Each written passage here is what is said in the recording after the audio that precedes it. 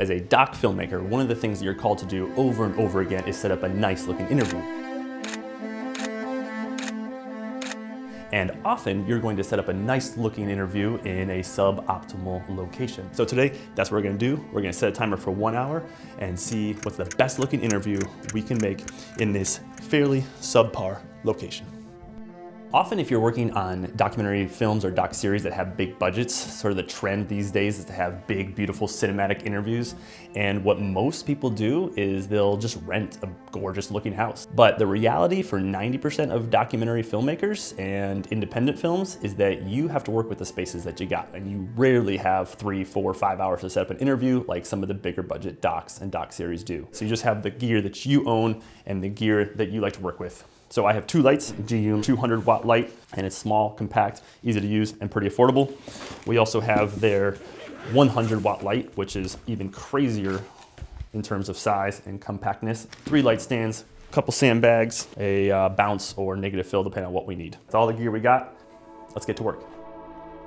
Rather than starting with, how can I make this look great? Think about, how can I not screw this up? What are the things I can eliminate that will ruin my shot? Right away, I look in this direction. I know that I probably won't want to shoot in that direction, right? I don't have enough time to completely production design this entire room. And so anything that's gonna take me a long time to move stuff or to make look nice, I just eliminate right away. The second thing I always think of is, what unwanted light do I not want in my shot? So up here, we got some pretty old school looking office lights, and those don't look great. They don't look great on skin tones. They don't look great when you're doing an interview. And so you just want to eliminate all the bad light that you can. So right away, I'm going to go ahead and turn that off.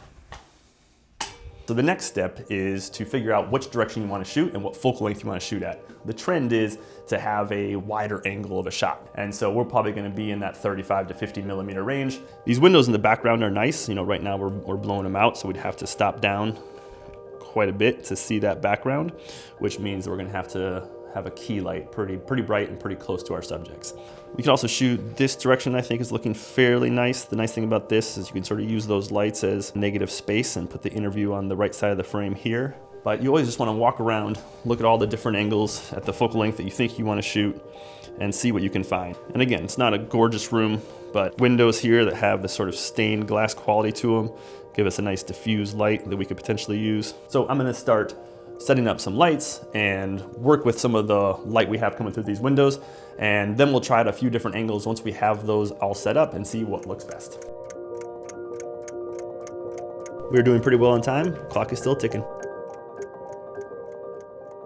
So it's often nice just to handhold your interview setup and just sort of move around a little bit around where your subject will be. See if you can find just a nice spot to sort of be your main section for the interview. And then from there, you can sort of build around what your final frame will be. Already, I'm really liking the way this is looking. It is kind of nice to have a bit more of a moodier feel, a little bit harsher light, a little bit darker shadows. First step for me, once I have my general frame, is to set up one big, bright, soft light. You can do a lot if you just have one bright light and work with the other light that you have available to you. But we're gonna move this key light in because we got a pretty tight shot. Because we're in a suboptimal location, we want to make sure we don't have too much spill on our background just because the background's not gorgeous. And so I'm gonna go ahead and put the grid on this, and that'll help us zero the light in on our subject. Beautiful. So right away you can see how much that does on the table specifically, right? We're just not getting the same reflections here on the table that we were before. Right now we're only getting a reflection now from the window light, which I actually really like. It just gives that little bit of naturalistic look. So for a second light, I often use it to either bring up the light in the room, but we're going for a little bit of a moodier, dramatic feel, so I'm not sure I need to light up any of the background, and the window lights are doing that for me. So the other option is to use it as a backlight or like a hair light to just make the subject pop a little bit more. I think it'd be nice to take our second GU light here, the small light, and maybe shoot it through the door, shoot it through the window, or just stick it over here in the corner, and it'll feel like light coming in through the window and hitting the back of our subject. All right, light coming in your direction. So we got a hair light coming in now on the right side. So that's at 7%, that's off. There you go, pops at 3%, even that seems like too much. We'll do it at 1%. And so right now he's just falling a little too much into shadow. His eyes are getting a little too dark. It's a little too dramatic for my liking. I'm going to swing my key light so that it hits his face a little bit more so that we get a little bit more light in his eyes. You always want that little glint of light in your eye. It just makes the interviewer feel a little bit more alive. Like once you have a great key light and a good focal length and the angle you want, this is where we turn into production design mode, moving tables around, moving chairs around, finding different background elements that just give our frame a little bit more life. This table here, we could use that as a place to place a practical light just to give our background a little bit of color differentiation. We got daylight on our key light, we got daylight on our backlight, and obviously daylight coming through the windows. And so having a lamp in the background that gives us a little bit of color temperature differentiation might be nice. So let's try that out since we have the time. Ooh. Just snag a light. All right, so I actually really like the way that lamp's looking. It now feels a little too crowded on Elliot's face. I'm gonna shift some things around back there. We only have about 10 minutes left, so this is the final tweaks and touches, and then we'll do our final frame finding after we've done that.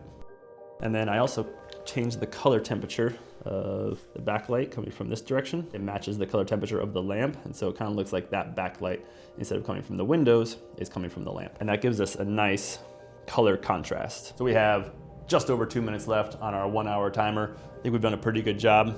We've also done this fairly slowly. I think we could have done this in about 20, 30 minutes. I think the only thing we sort of need to look at now is what height do we want to shoot at? Often you'll see just sort of eye level like it is now, but let's go ahead and look at a few different angles that we could shoot and see what looks the best. Here we have a bit of a lower angle interview shot. I actually like the way this looks. Got a really nice eye light. The lamp is starting to feel a little strange on his shoulders, so if I was gonna go this low, I'd probably move over in this direction a little bit. So that's sort of one option, lower look here, but let's try a little higher up and top down. So, all right, so now we've moved up a little higher. This is also looking pretty cool. I would love to be able to move this couch right here if we're gonna do this angle. And then sort of your final possible angle is a little bit more just eye level. And this looks nice. I mean, it's, you know, maybe the table's a little too imposing, so I'd probably want to still swing this around a little bit to this area. You want to be careful to not let this light sort of really crowd in on his face and be distracting. You know, it'd be kind of nice if it was a little bit further away, but then you see a little too much of the table. I think probably the best bet is to go a little bit lower than eye level on this one and end up kind of somewhere in here and just pop it up a little bit so that you're getting a little bit more of the window, which I think is a really nice feature, and less of the table and sort of the glare coming off the table there. And then probably my final touch as the timer goes off. I was thinking about putting some negative fill, but we don't need it. I'm loving the shape here. And maybe one final micro adjustment I would make is just to swing my key light a little bit this direction so that he gets a little bit more of a shadow side on his far side and get a little bit more defined reverse key look. And that's looking really nice.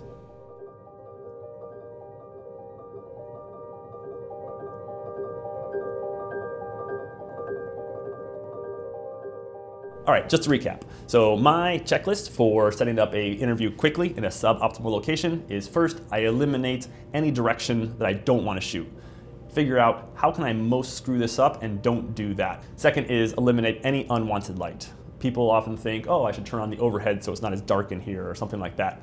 That's a mistake. Turn off lights as much as possible because they usually suck. The next thing is to find the angle and focal length that I want to shoot at. So here we're at a 25 millimeter, so on a Super 35, around 35 millimeter, bit wider with the camera a little closer, and shooting in this direction because I liked these two windows, which gives us some natural light filtering in and also gave us some room in the corner to place a practical to give us a little bit of color temperature differentiation. The next thing I do is I put my key light where I want it to be. Got a big bright key light right here. We put a grid on it so that we didn't get too much light fall off on this white table, which would have created unwanted bounced light and reflections. So put your key light where you want. At that point, you're about 80% done, right? You have the frame you want, you have your key light, you've expose your image for the light that's coming in through the windows. And so the rest of it is just production design and optimizing the lighting. What do we actually want in the background? What don't we want to see? What do we want to see? I moved some plants around. I put a notebook and a computer on the desk behind me so it feels a little more lived in, a little more natural. And this is our final image.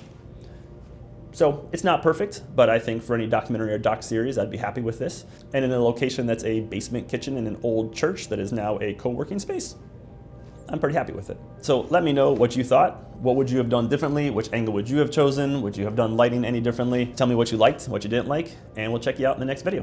Thanks for watching.